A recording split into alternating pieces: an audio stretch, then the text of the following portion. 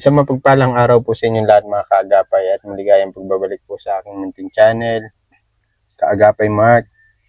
Yan, please like and share po ng ating mga upload videos at huwag nyo na rin po kalimutan i-subscribe. Yan, bali ngayong hapon mga kaagapay, pasado mag-alas 4 na po ng hapon, ay bibisitahin po natin si Ivan. Napanood ko dun sa vlog ni Kim na itong si Ivan ay nangangalakal. Nakakaawa din naman yung sitwasyon ni Ivan. Pagkakaalam ko wala siyang trabaho ngayon. Kaya kamustahin natin siya kasi may sponsor po na nagbigay ng cash para sa kanya. Yan, may galab shoutout nga po pala kay Mampus Lady at Sister L ng UK. Maraming salamat po sa inyo, ma'am, sa inyo po magkapatid. God bless you always po at ingat po kayo palagi at stay healthy po. Yun lamang mga kaagapay, samahan niyo po ako ngayong hapon. Tara po. Si Ivan, oh. Mabahan, kamusta ka? Ayos ka lang? Diyan mo itong mic yan. Anong ginagawa mo ngayon? Naghahanap buhay baga po sa mga buti po, mga lata po. Iniipon ko po ngayon. Maasikaso po ako ngayon. Maasikaso ng? Mga lata po ngayon, mapabinta ko po. Okay. So, paano ka nangungulit ka? Yung iniipon ko lang po sa, minsan napulot po ako sa mga gilid-gilid yung mga lata po, mga plastic bottle po.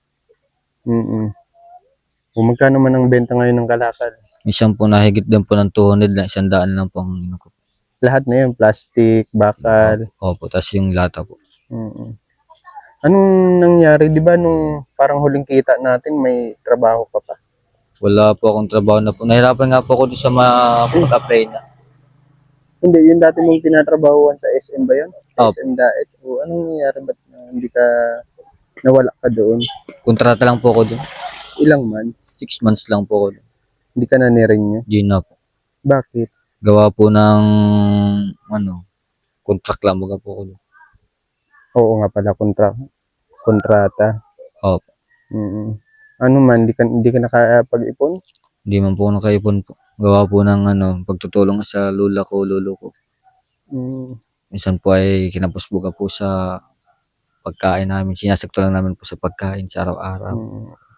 Opo. Bali wala kang savings na natira? Wala po. Di ba balita ko nag-testa ka din? Nag-testa ka ba? Opo. Anong kinuha mo? Driving school po. Driving? Opo. Pilot, hindi? Hindi po. Driving school? Opo. Auto mechanic? Hindi po, driving lang po talaga. Driving school talaga? Opo. Di ba pag after mo niya mag-test ka driving school? Opo. Pinapag-OJT nila yan? Opo. Training? Opo, assessment. OJT ka? Opo, ganun. OJT po. Ano nang na-drive mo? Mga 4 wheels po. Mga kotse, mga owner truck, ganun po. Opo. Pasado ka, may test ka na, certificate? Opo, in situ po. Oo. Every 5 years ata yan, nire-renew yan. Opo. Ilang buwan ka na walang trabaho? Ngayon, mga na po, may na po na 4 na ring buwan na po. 4 na buwan? Opo.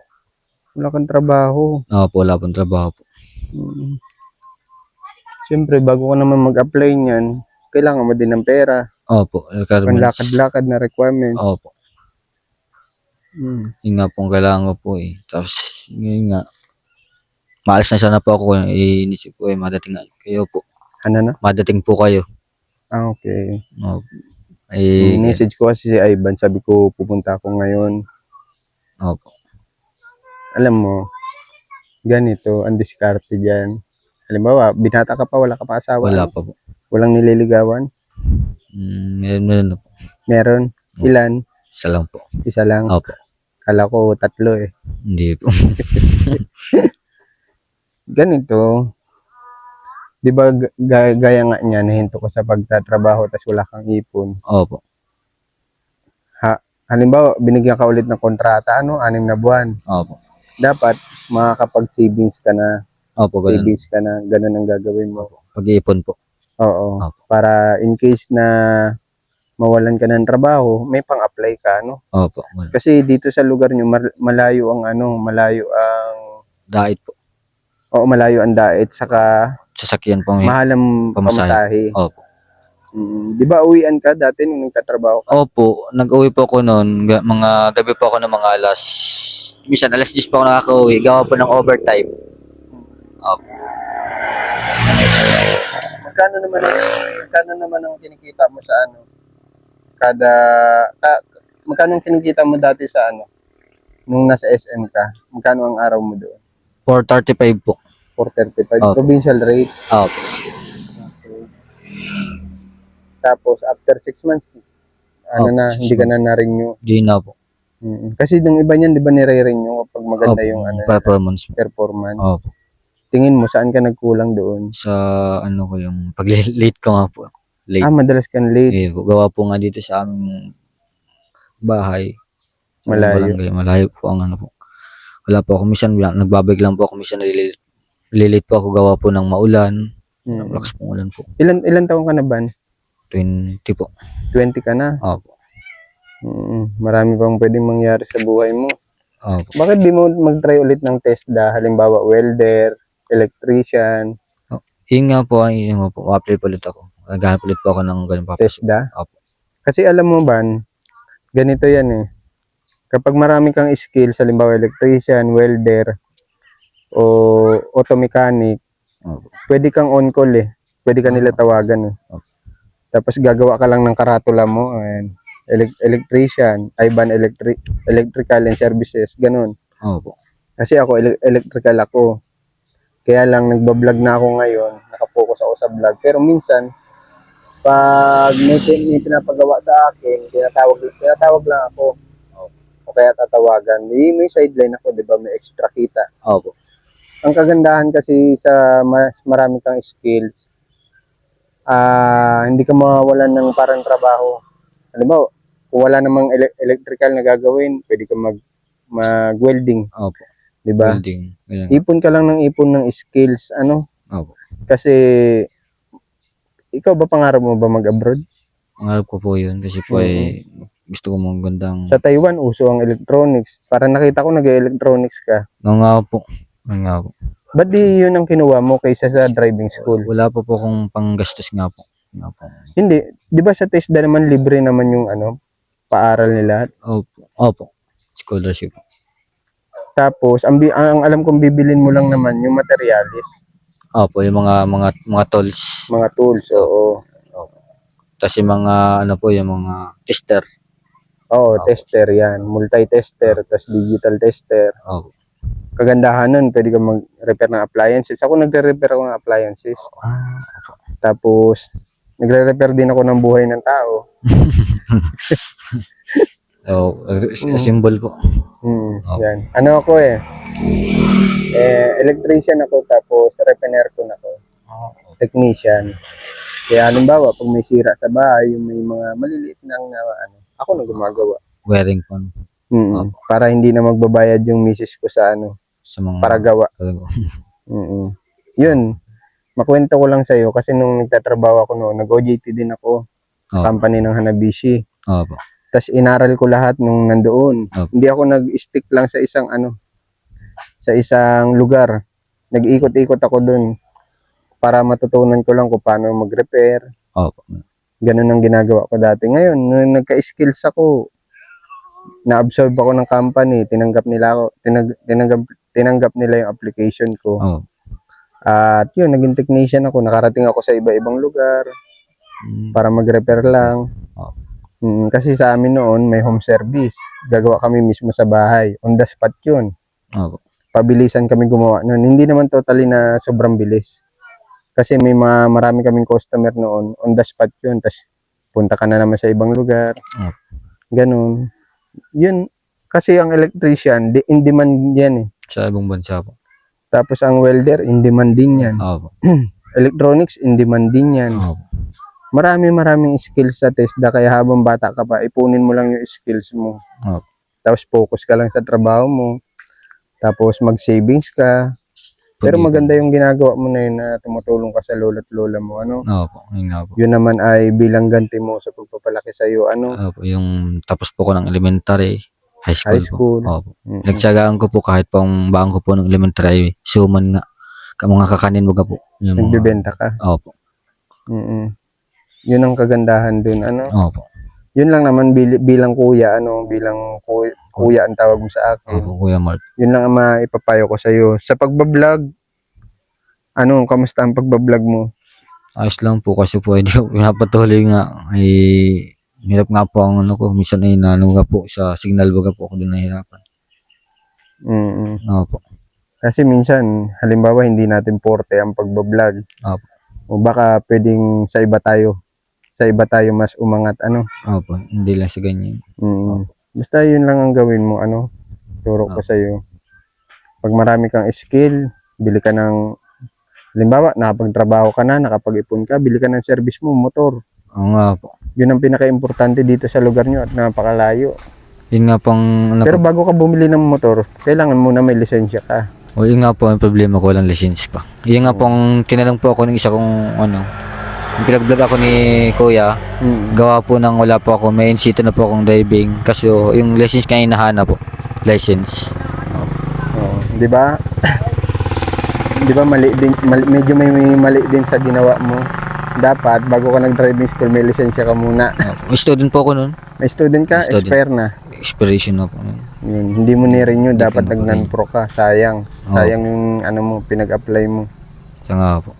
Ano ba maano ka ba sana magiging ano, Driver po. driver? Driver po ng mga halimbawa po, mga deliver ng mga truck sa kagaya pong LBC.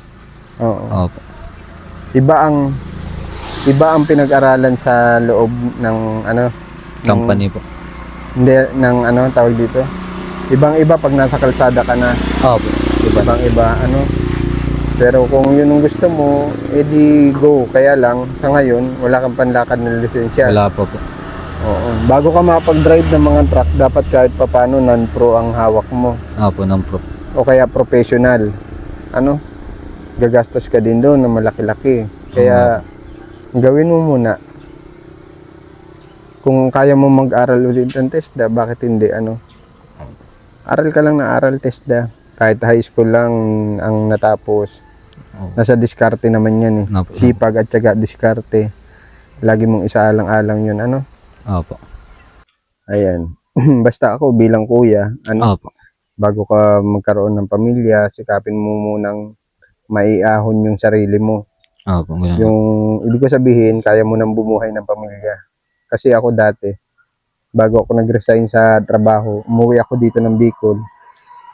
Pinag-isipan ko na maraming beses yun. Kasi ang hirap iwan yung trabaho ko eh. Opo nga. Kahit papaano kumikita ako ng malaki doon nung binata ako. Puro ko overtime doon. Para akong hindi napapagod nun. Kasi bata pa eh, Bata no? po. Ganyan naman pag bata pa, pursigido magtrabaho. Opo. Basta yun, tatlo lang yung maipapayo ko sa'yo. Sipag, tiyaga, diskarte. Opo. Ano, basta yung pagtatrabaho dapat minamahal yan, ano. Opo. Para Pagtyagaan. magaan sa buhay. Opo. Yun lang ang may maipapayo ko sa'yo. Tapos may ibibigay ako sa'yo dito, ha. Opo. Bilangin mo ito. Ay. Bilangin mo ito. Salamat po. Bilangin mo. Ipit mo muna yung mic sa damit mo. Yan, para hindi ka nahirapan maghawak. Amin na. Yan. 4,000 po. 4,000. Opo. Yan ay galing kay Ma'am Post Lady, ha. At Sister L. May message ka sa kanila?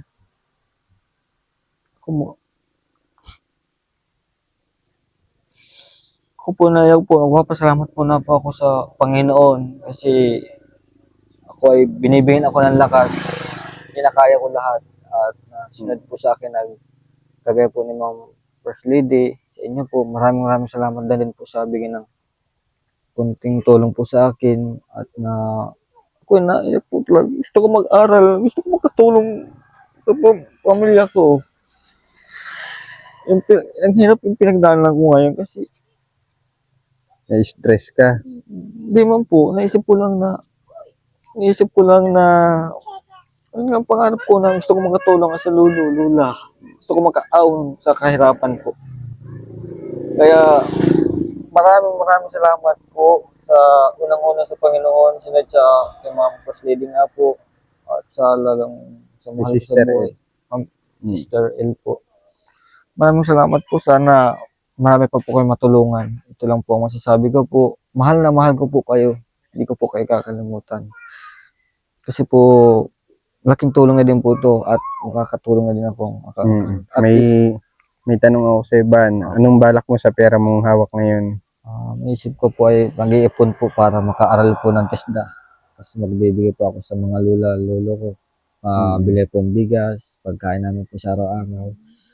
At kunting ito po nga, maraming salamat nga sa inyo po na na biglaan po to at na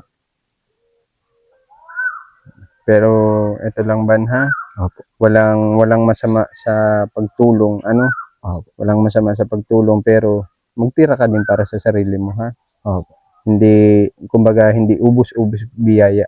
Opo. Maging practical ka, ano? Opo. Magtabi ka ng pera mo, yung perang itinabi mo, kung saan mo ilalaan yun.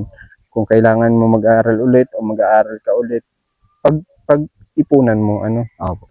Kumbaga, wag mong simutin yung sarili mo. Kasi ikaw din may pangangailangan. Paano mo matutulungan yung lola at lola mo kung ikaw kapos din? Tama? Tama po. Di ba? Tama Oo. po. Yun lang ang maipapayo ko sa iyo. Habang bata ka pa, mag-aral ka, magpursige ka, o kaya pwede ka mag-apply na ulit. Opo. Apply ka lang ng apply. Alam mo sa probinsya, hindi kalakihan ang oportunidad dito para makapagtrabaho, ano? Opo. Ako noon, nasa Maynila ako, maraming oportunidad, maraming trabaho doon. Ayun ang kagandahan doon. Opo. Kaya, yun lang, kung gusto mo bumili ng bigas, ikaw na bahala, ha? Basta, ang payo ko lang sa'yo, magtira ka para sa sarili mo, ha? Opo. Kasi alam ko may pangangailangan ka din. Opo. Maging masinop sa pera. Ano? Matipid po. Mm-mm. Maraming salamat po sa ito nga, pera, siguro na po ito. Hindi po ako, di ko po kayang may dumating nga pong parating ng blessing, kagaya naman mo nga po, kagaya ninyo Kuya Mark, biglaan niyo po talaga ako. Palis na sana po ako, isip po, Magbibenta ng bibenta kalakal. na po ako. Sana papakita ko sana po yung mga ano ko sana, kalakal po. O, tingnan natin. Ano ba po? Ito yung kalakal ni Ivan. Oh. Masipag naman ito si Ivan ay. Oh. Yan, mga hiningi mo lang yan. Hindi po, nag-ano po ako sa mga ano po, sa mga gilid-gilid po, kagaya mga buti po. Minsan po, nilinisin ko po yung mga buti. Oh, galing ha. Para po ay napabenta ko po sinag. Ano po. Minsan nilalakad ko lang po hanggang sa amin, hanggang Talisi po. Minsan. Okay. O, sige ba, mapunta na din ako ha. Opo, Kuya Mark. Maraming salamat po sa ito po ulit. At Kuya Mark, maraming salamat po. Lagi po kayo pinag-pray. Ma'am, ano to? Ma'am First Lady. First Lady. At Sister L. Sister L. Pinag-pray ko kayo lagi. At mahal na mahal ko po kayo. Saan po kayo makaraon. Salamat po sa kunting ganito po abot. Basta yung bilin ko, wag mo kakalimutan ha. Opo. Okay. Salamat po. Ingat lagi ba na? Opo. Ingat lagi at lagi magdarasal. Ano? Opo.